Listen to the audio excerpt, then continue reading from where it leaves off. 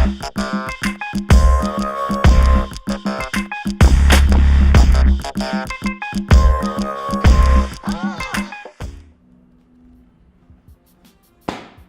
there, I'm Madume Signolo. I'm a cinematographer, a director, as well as a content producer. But my first love has always been cinematography.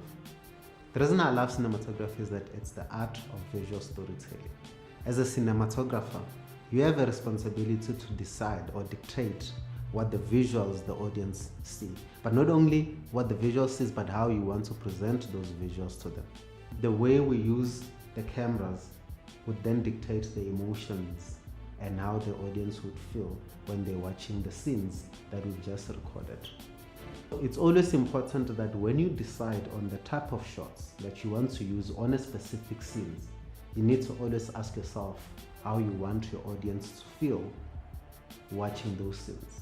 Because the different type of shots that we use or we choose dictate the tone of each and every scene.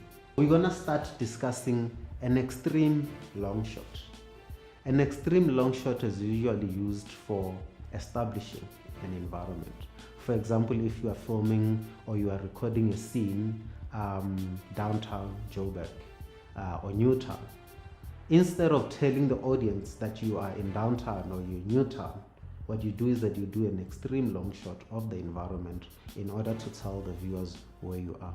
In movies, sometimes you see people using extreme long shot to actually give you the magnitude or the scale of the environment that the character is about to conquer. For example, I'm sure you've seen in extreme sports, a climber is climbing this gigantic mountain and the scene is captured in an extreme long shot and the subject becomes very small.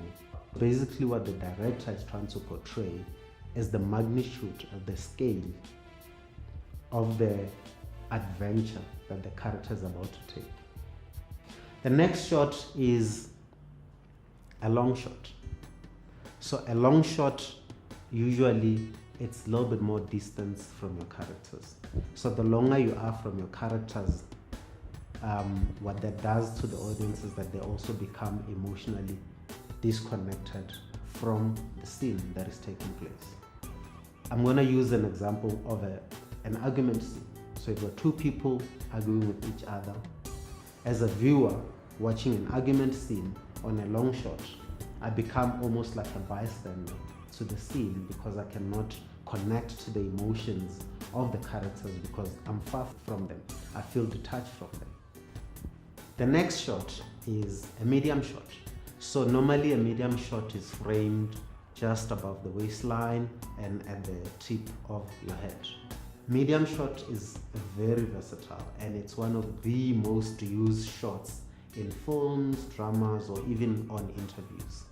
The medium shot is normally used to draw us, the audience, into the subject matter. So this is where we begin to interact with characters on a personal level. So now the directors feel that they've established the environment, they've established the area. They want us as an audience to begin to connect with the story or the subject matter. Then they begin to go closer to the subject. Then they use the medium shot because they then draw us. We now begin to intimately engage with the characters or the subject that is being discussed, whether it be in an interview or even in a film or in a drama. The next shot is a close-up. A close-up is the most powerful shot in film or drama or interviews. A close-up is actually much more intimate than a medium shot.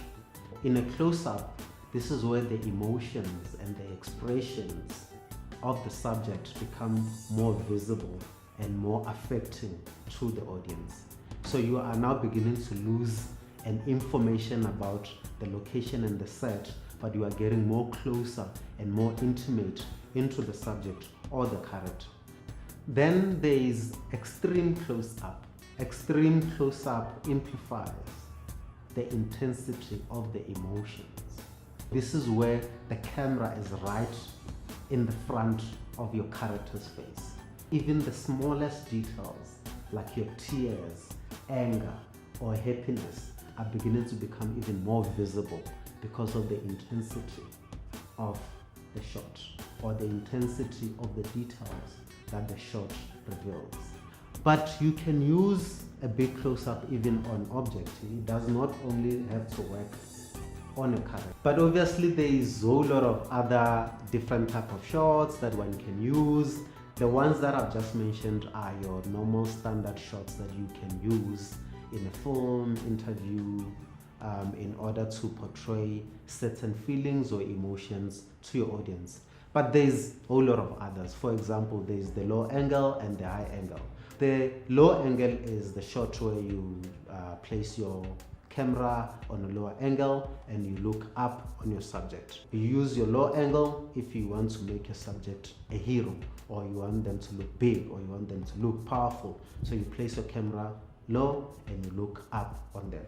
There's the high angle. Sometimes they call it a bird eye view. So this is where you place your camera higher and it look down on your subject. High angle, it's usually used where you want to look down on a person or a character, or you want to belittle them, or whichever way that you want to do. But basically you are looking down on them. So you place your camera high and you look down on your subject. There's also a Dutch tilt. So a Dutch tilt is basically where you want to show a little bit of instability in the motion or in the life of a character. So the shot is generally a little bit unsteady, it's moving, and the angle is a little bit skewed, and they call that a Dutch angle.